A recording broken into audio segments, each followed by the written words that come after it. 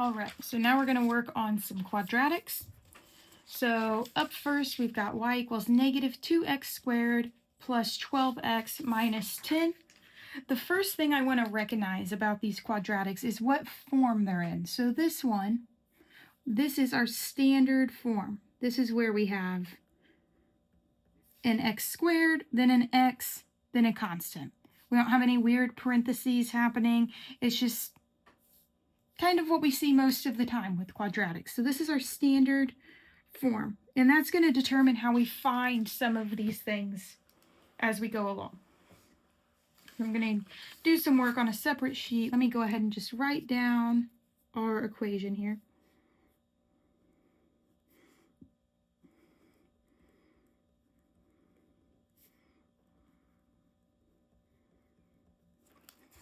All right, so up first we want to find our vertex. So to find the vertex, we're going to use our formula x equals negative b over 2a, and then we'll plug that in to find y. We find our a, b, and c. We don't really need c here, but we find them the same way we did with the quadratic formula. So a is going to be negative 2, b is going to be 12, and if we needed c, it would be negative 10. So then our x is equal to negative 12, b is 12, over 2 times negative 2. Negative 12 over negative 4, which gives us positive 3. And then our y, to find our y, we're just plugging this x equals 3 into our equation. So this whole line here tells us x equals 3. So we'll have negative 2, and I like to leave those gaps open for my x's before I worry about plugging them in. Just making space for them with those parentheses, because then we take this 3 and we plug it in anywhere we would have had an x, and then we simplify. And this is what we need our order of operations for. We need to make sure we do those exponents before we multiply. So we shouldn't multiply that negative 2 in. We need to handle that exponent first. Negative 2, 3 squared gives us 9, plus 12 times 3 minus 10. Now we can do our multiplications. Y equals negative 18 plus 36 minus 10.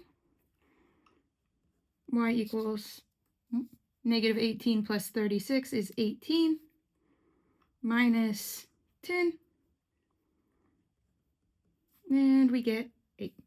And now we want to write this. We have an x value and a y value. We always want to write the vertex as an ordered pair. It's a point, so we want to write it as an ordered pair.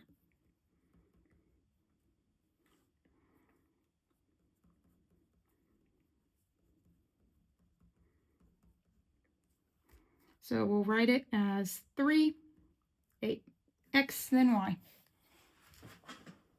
Okay. Next up, we want to find our x-intercepts. So that's the work to find our vertex, x-intercepts. To find x-intercepts, we want to set y equal to 0 and solve for x. So we look back to our equation here. 0 equals negative 2x squared plus 12x minus 10. And one thing I immediately notice about this equation is that everything in it is divisible by negative 2. And so I'm going to go ahead and get rid of that. I don't want to deal with this negative 2 in front of the x squared. I know that it's harder to factor things with a leading coefficient other than 1, and we can get rid of that if we just divide this whole equation by negative 2. And we technically have to divide this 0 also, but 0 divided by anything is still just 0. So we end up with x squared minus 6x, remember to change those signs, plus 5. And now we can factor this as x minus 5 times x minus 1, right? We're looking for two numbers that multiply to 5, positive 5, and add to negative 6. That's going to be negative 5 and negative 1. That's where these two numbers came from. Okay, and then we set each one equal to 0. X minus 5 equals 0. X minus 1 equals 0. Adding 5 to both sides, we get x equals 5. Adding 1, we get x equals 1. And then we're going to want to write these as points as well, or as ordered pairs. X-intercepts are also points, so we want to write them as ordered pairs because, again, they are points. So we'll write this as 5, 0, and 1, 0. These are x values, and we got this by saying y was equal to 0. So again, we have x values and y values. Excuse me. All right. And then our y-intercept. The y-intercept is usually a little bit easier. So for the y-intercept, we're going to set x equal to 0 and solve for y.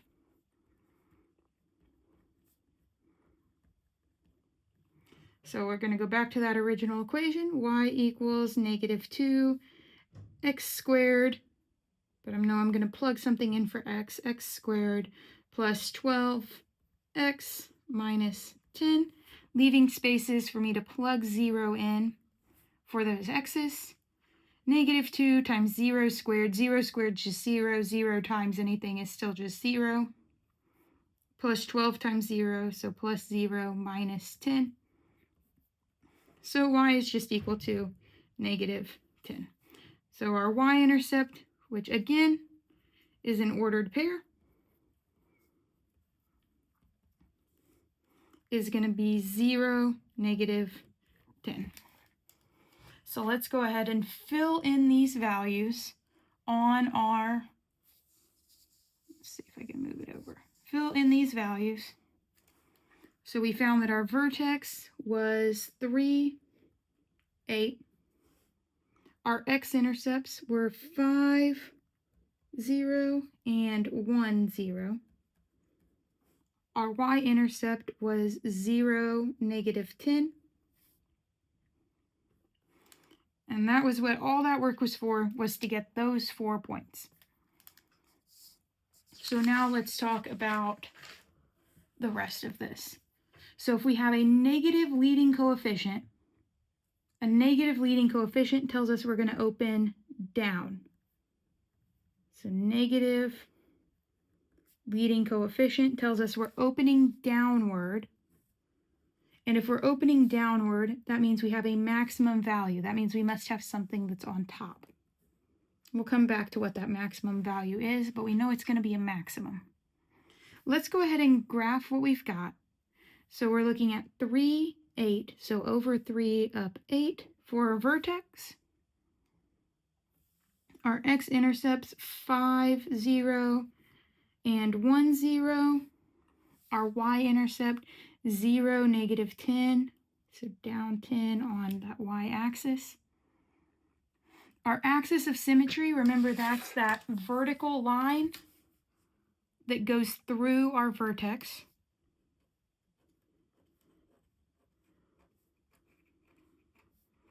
That vertical line through our vertex.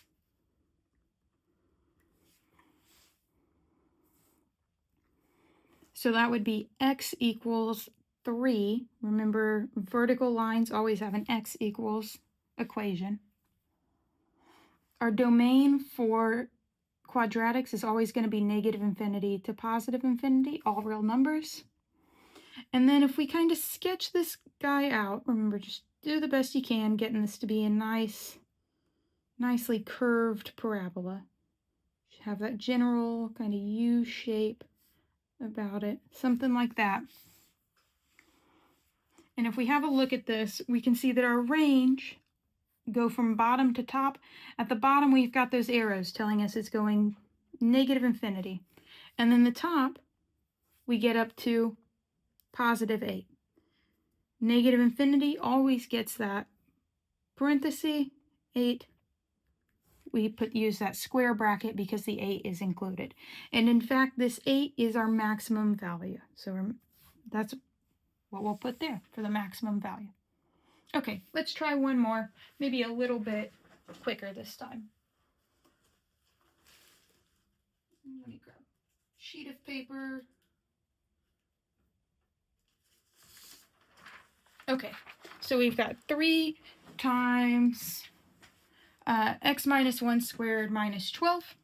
So the first thing to notice here is that this is a different form. This one was standard form, right? So this is going to be, this is our vertex form.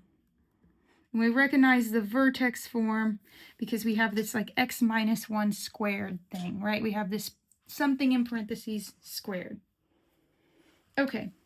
And if we're given this form, then finding our vertex, they call it the vertex form because finding our vertex is very straightforward. These two numbers here tell us what our vertex is. We switch the sign on the x value, so if it's x minus 1, it's going to be positive 1. And then our y value, we keep the sign negative 12. And that's that. That's all we have to do for the vertex. No formula, no nothing, just pulling those numbers out of our equation. Then if we're opening upward or downward, we're still looking at that leading coefficient, that positive leading coefficient. Positive leading coefficient tells us we're opening up, and we'll therefore have a minimum value this time. So that's at positive 3. We're going to have a minimum value. And then we're going to have to still do some work for our x-intercepts and our y-intercepts. So let's have a look at that. So again, just going to write this down. Y equals 3 times x minus 1 squared minus 12. To find our x-intercepts, just like before, we're going to set y equal to 0, solve for x. So we'll have 0 equals 3 times x minus 1 squared minus 12. This time, I'm going to use the square root method. You could also FOIL this out. You'd have to distribute this, make sure to distribute the 3, simplify, and then solve some other way. I think it's going to be easiest to solve this using the square root method. So let's add 12 to both sides. So then we've got 12 equals 3 times x minus 1 squared. And to use that square root method, remember we need to get the thing that's being squared completely by itself. So we need to divide by 3. Then we'll have 4 equals x minus 1 squared. Now that our thing that's being squared is completely isolated, we can take the square root of both sides. Don't forget your plus or minus. The square root of 4 is 2, so this will be plus or minus 2. Anytime you take the square root of both sides, you need that plus or minus. The square root and the square cancel, so we're just left with x minus 1. We're going to add 1 to both sides. And so this looks a little weird being backwards, but that's okay. 1 plus or minus 2 equals x is what we've got. I'm going to split this up into 2 separate pieces to simplify. So x equals 1 plus 2 and x equals 1 minus 2. Remember, we need that plus or minus, and this is why, because then we split it up. So x can equal 3 or negative 1. And again, we're going to write these as points, as ordered pairs. 3, 0, and negative 1, 0. Those are going to be our x-intercepts. So then for y-intercepts, same thing. We're setting x equal to 0, always setting that opposite variable equal to 0, solving for y. So y equals 3 times 0 minus 1 squared minus 12. And again, we go back to that order of operations. So we want to do what's inside those parentheses first. So 3 times 0 minus 1 gives us negative 1 squared minus 12. Exponents next.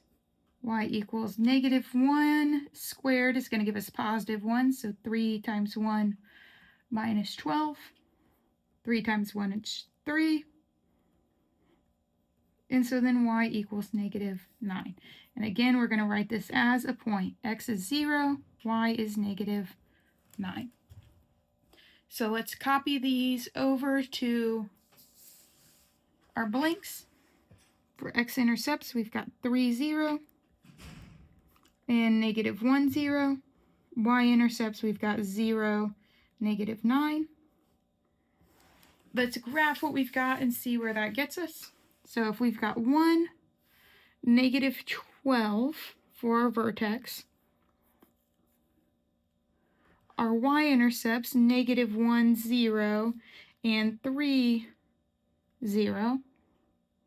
Our y-intercept of -9, 0. Starting to see this thing take shape. Again, we could graph that axis of symmetry. We know that that's a vertical line through our vertex. That means that on either side of this line, the parabola should look the exact same. This should have the same graph on either side.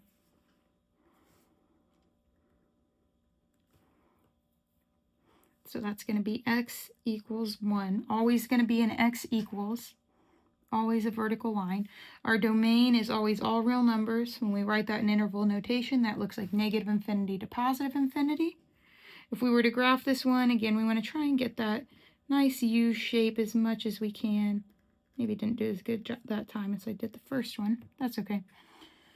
So our range, we see that at the bottom, our lowest value, or in other words, our minimum value, that's -12. We can go ahead and fill that in. That's also part of our range. And we go up to infinity. On top, we've got these arrows. That -12 is going to be included. And that infinity always gets a parenthesis.